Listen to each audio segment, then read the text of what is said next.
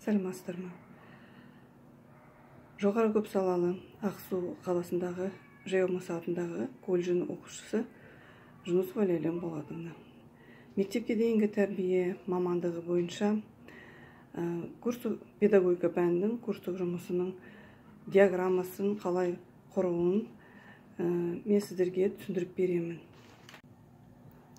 Біріншіден, жұмысты бастаудың алдында Excel деген бағдарламаға кіреміз. Excelден мен сіздерге дайындап қойдым. Міне, мында сол жағында қазақ тілі, география, биология, физика, алгебра пәндерінің пайыздарын санап қойдым.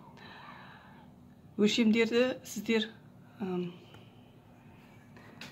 алдындағы бейне роликті мен сіздерге айтып бергем. Мына жерде үлгісі бар. Міне алгебра. 9% біз қайдан алдық?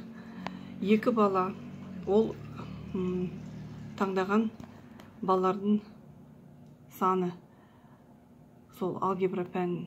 Оны көбейтеміз 100-ге. 100 ол константа, постоянное число дейді. Оны бөлеміз 23-ке. 23 ол балалардың саны жалпы. Сөйтіп, осы формула арқылы бізде пайыздарды әр пәннен осылай шығарып аламыз. Содан кейін выйілім барлық көрсеткіштерді вставкаға басамыз. Оның ішінде гистограмманы таңдаймыз. Немесе диаграмма. Ең жеңілі мынау, әдемісі алайық. Бізде бүйтіп шықты.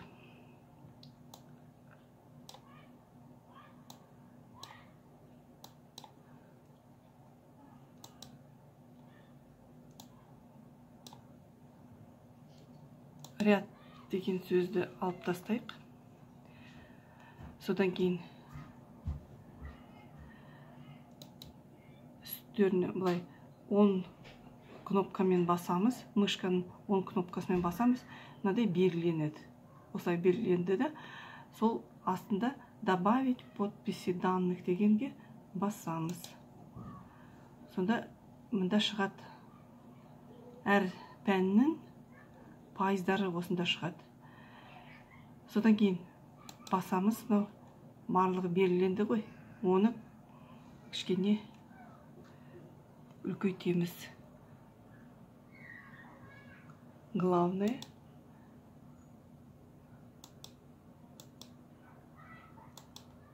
содан кейін жирный курсивке басамыз. Міне.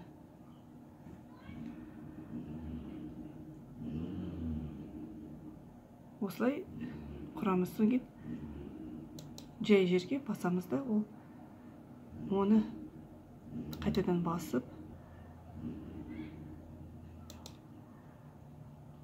правой кнопкамен